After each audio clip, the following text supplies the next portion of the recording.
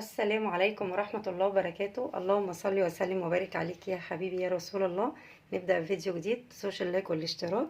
نبدأ كده نعمل الغدا مع بعض. نعمل كده كل المكونات دي كلها نعملها في صينية واحدة، هنشوفها دلوقتي مع بعض. معايا هنا من كل نوع خضار ربع كيلو مش اكتر، بطاطستين كده، على ربع بسلة، على ربع فاصوليا. ده ليمون لزوم البرد ملناش دعوة بيه، ليمون غالي جدا، جايبين ربع كيلو. على ربع جزر، على ربع كوسة. هنضف الخضار كله مع بعضه وهنبدأ دلوقتي نشوف الوصفة معانا. هبدأ اعمل رز ابيض، انا الوصفة معايا عايزة رز ابيض، هبدأ اعمله دلوقتي معاكم. حطيت هنا معلقتين سمنة ومعلقتين زيت، ممكن نعمله بزيت بس او بسمنة بس اللي انتوا حابينه، بس انا بحب احط الزيت عشان بيخلي الرز معايا كده ايه مفلفل. غسلت كمية الرز بتاعتي وحطيتها، هديها رشة ملح. رز ابيض عادي خالص بطريقة سهلة كلنا بنعمله، ما فيهوش اي افتكاسات يعني. رشة ملح ورشة فلفل. بحب ادي الرز الابيض فلفل اسود كده، بيخليه ريحته وطعمه حلو قوي. افضل اشوح فيه كده شويه وبعد كده ايه هنزل عليه بالميه تكون سخنه. دي اول حاجه عملناها معانا.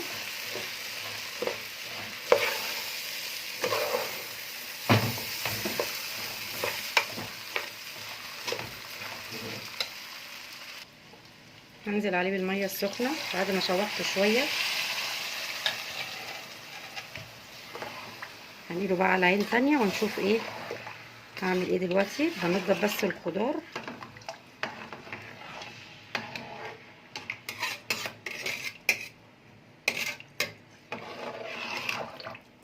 اول ما يغلي معايا ويتشطب اوطي عليه على طول.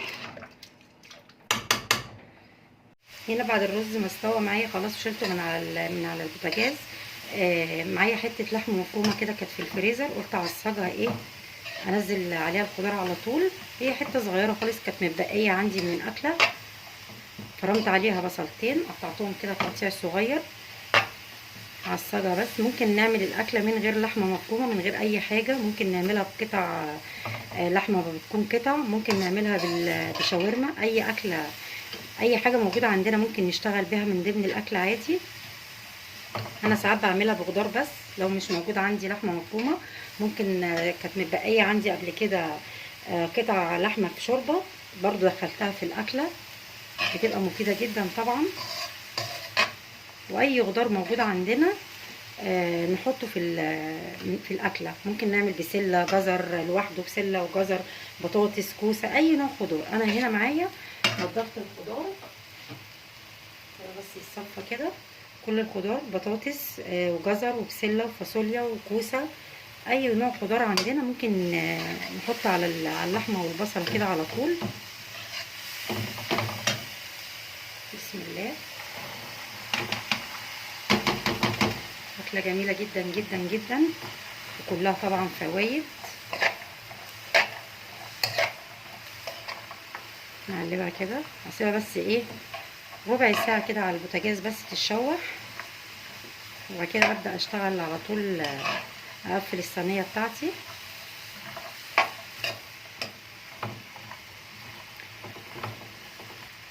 اديها رشه فلفل اسود، رشه بابريكا مدخنه كده، لو مش موجود مش لازم. معلقتين ملح صغيرين.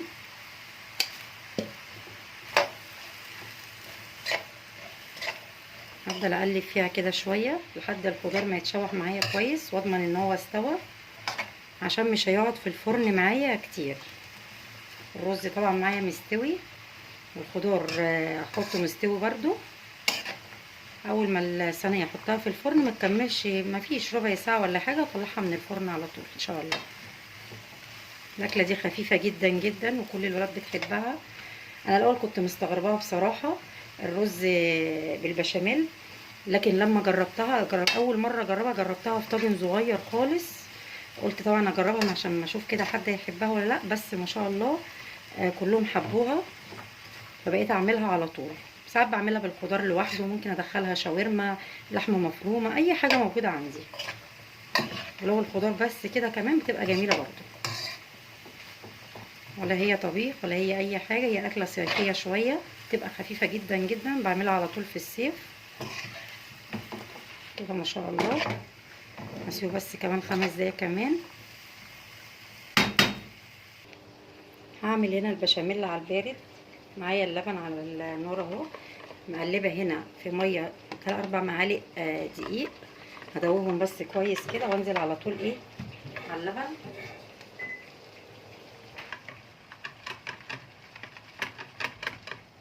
كده دوبت الدقيق في الميه، انزل على طول ايه كده بيه على اللبن، ندوبه من غير دهون خالص. اللي حابب يزود قشطه او سمنه براحته، انا بعمله من غير دهون خالص، بيبقى خفيف جدا. هحط بس ايه ملح وفلفل اسود، حطيت كده ملح وفلفل اسود، ادوبه كده كويس لحد ما ايه يبدا يغلي معايا، واطفي النار على طول. كده خلاص خلصت البشاميل، ما بياخدش وقت خالص معايا ما شاء الله، كده بيبقى كريمي جدا. اللي حابب يحط له اي اضافات براحته، انا لو عندي قشطه بحط له ساعات، جبنه اي حاجه ممكن اضيفها عليه عادي، يبقى كريمي كده وجميل. كده خلاص خلصت الحاجه معايا كده ما شاء الله. هقفل بقى الصينيه واحطها في الفرن على طول، مش تاخد معايا وقت خالص. كده ما شاء الله خلص خلاص.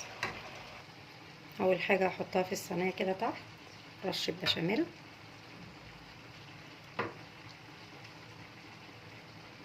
وانزل على طول ايه بالرز.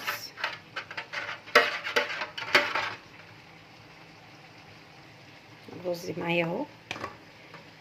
ممكن الوصفه دي نعملها برضو باي رز متبقى عندنا، لو حبه وحبه عادي، لو ابيض عادي. ساعات بيبقى عندنا شويه رز كده تاني يوم ممكن نستغلهم برضو، ونعملهم كده اعاده تدوير بشويه خضار، نعملهم طاجن ولا حاجه، تبقى حلوه قوي. مش شرط نعمل له رز ايه جديد.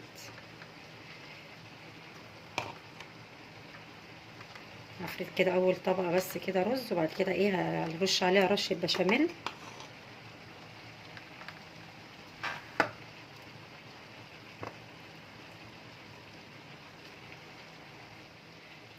ممكن نقلبها بالبشاميل عادي، وممكن نرش عليها كده رشه عاديه. وهنزل بالخضار كده خلاص خلص معايا.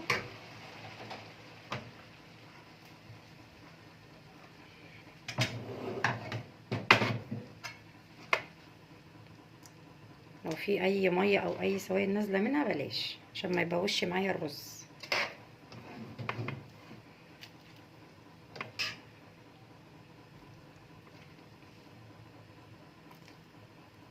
كده فردت الخضار كله، يبقى معايا شويه هركنهم ايه على جنب كده. ممكن اعمل بيها طاجن تاني مره تانية، وممكن اخليها كده الولاد ياكلوهم عادي. طبعا كلها خضار جميله جدا. هفرد الطبقه التانية بتاعه الرز.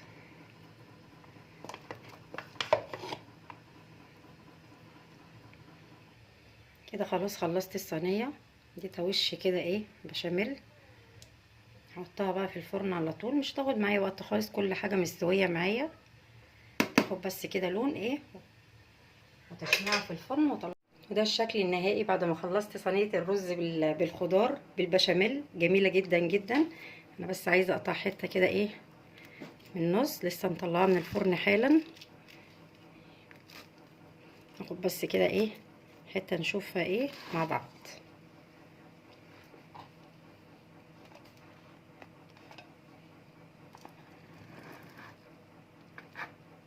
ما شاء الله جميله جدا، كلها طبعا فوائد.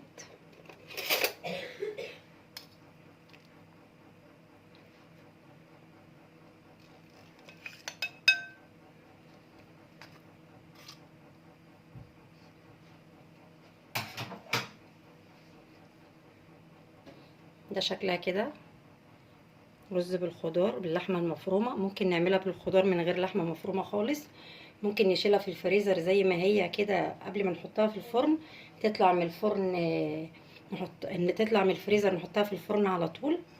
ده ما شاء الله كده الرز مفلفل مش معجن، ريحتها حلوه جدا جدا. كذا مره اعملها، يعني ساعات اعملها بالخضار ساده، وساعات عملتها مره بالشاورما. ممكن بواقي لحمه، ممكن رز بايت عندنا ممكن نعمل له اعاده تدوير. كلها كده في صينيه واحده، رز بالبشاميل بالخضار. اتمنى يكون الفيديو عجبكم ويكون خفيف على قلوبكم. متنسوش اللايك والاشتراك في القناه. نتقابل فيديو جديد، والسلام عليكم ورحمه الله وبركاته.